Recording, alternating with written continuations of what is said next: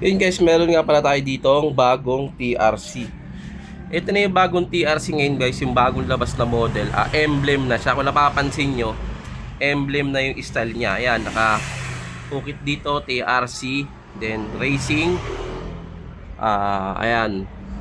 Tapos, same pa rin yung body niya. Yun pa rin yung body. Yung uso, yun pa rin yung kanyang uso. Stainless steel pa rin.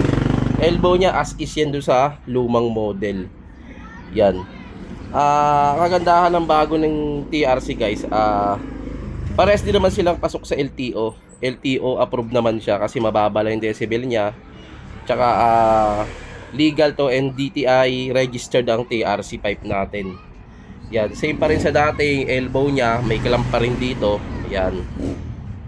Papakita ko lang sa inyo yung pinaka physical na itsura niya. Ayan. Ayan siya sa baba. To. Yan. Yung dati kasi may kulay pula to. Ngayon, eto na yung itsura ng TRC ngayon. Same pa rin yung tip niya.